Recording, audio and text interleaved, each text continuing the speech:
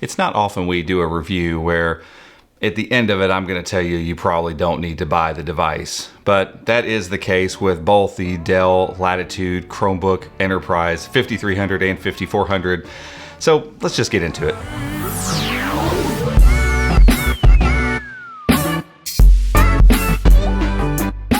Today's video is brought to you by NordVPN. They're the VPN of choice for all sorts of users, including Chromebook users, because they keep your data safe and secure whenever you're out and about or at home. If you'd like to know more about them and about their services, go to chromeunbox.com/NordVPN and you can get started today.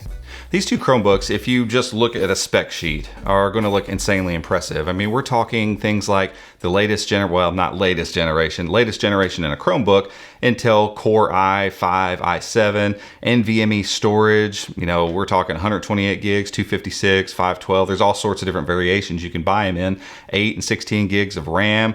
All kinds of great stuff that on a spec sheet look really impressive and may make you think as a consumer that you're going in to buy the absolute best Chromebook you can buy because it's expensive and it has really good stats. But that's just not the case with these devices. They are meant 100% to be deployed in the enterprise. I mean, it's in the name. They're Dell Chromebook Enterprise. And so because of that, Google has kind of launched this new enterprise focused thing where they're creating Chromebooks that have some additional things in them for security, additional pieces in there so that you have licensing built in as soon as you buy the device. And they are meant for enterprise customers to buy and easily deploy to their workforces. Some of those perks that Dell built in here are, the built-in VMware system that Dell owns, and that gives them the ability to take machines and hand them to employees and let their IT guys decide what goes on in that environment for that employee. And what better to do that kind of cloud computing setup than Chrome OS? And that's exactly where these things are aimed at. They want to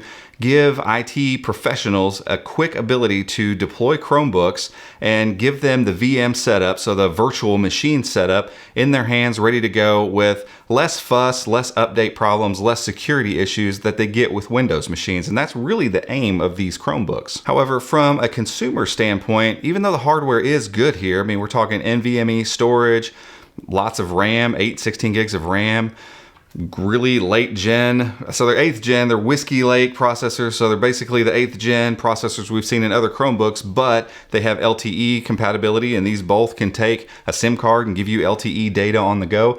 All of those things look super impressive. And then you see the price, and it's easy to think, if I want to buy the best possible Chromebook, these have to be it.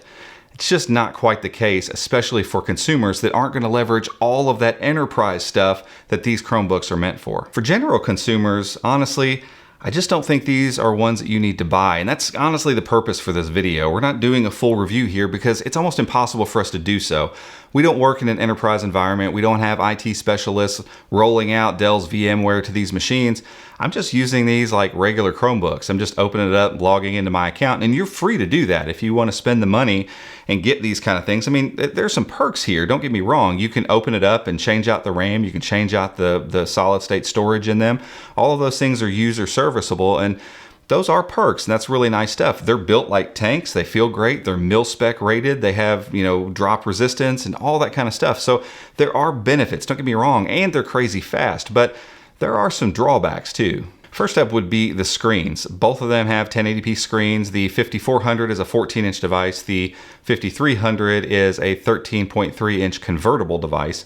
And the screens on both of them are average at best. They are not very bright, 180 nits on the 14-inch version and 220 nits on the 13-inch version. So not terrible. Viewing angles are great and colors look really good. The 14-inch version is non-touch, but it is a matte finish, so it's anti-glare.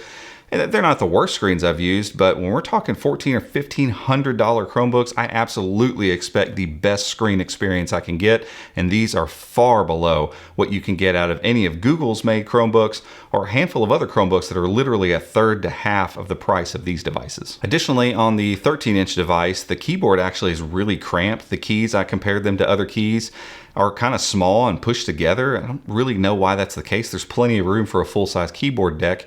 And on both of them, they have solid state trackpads. So the trackpad is just non-moving, and then there's two big clunky buttons underneath. And I get that's the way Latitude devices have been made forever, and maybe there's purpose to that. And I guess probably when you get into VMware and leveraging Windows apps in a virtual space, a left and right button's fine, but they're kind of smushy. And honestly, when I've come from using a trackpad with, double clicking with 2 fingers for a right click and just a nice solid surface, these have been a huge step backwards for me. So now you've got kind of a crummy screen experience, a squished keyboard experience.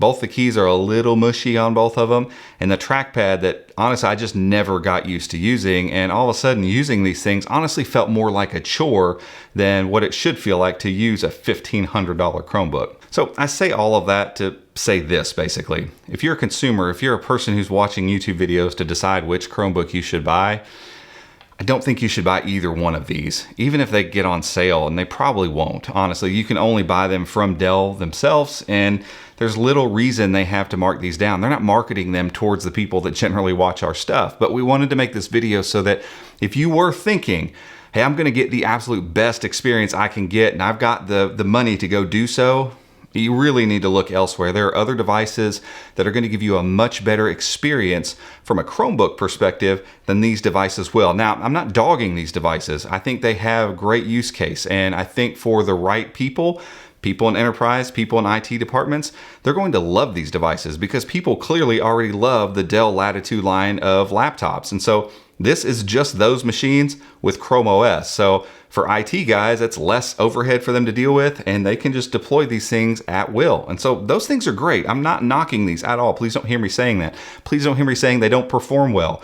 They actually kind of look decent. They're a little bit clunky, but then they have tons of ports on them too. So, I mean, there are some positives here. There are just nowhere near enough positives for me to tell you to go spend $1,500 to buy either one of them. If you're an IT professional, hey, check them out. Go talk to Dell and see if these would be the right fit for your company. But if you're just a consumer looking for a great Chromebook, I think you need to look elsewhere. Guys, that's it for this one. If you liked it, give it a thumbs up. Go down and hit that subscribe button, and make sure and hit the notification bell if you'd like to be alerted when we make future videos just like this one. Till next time, we'll see you.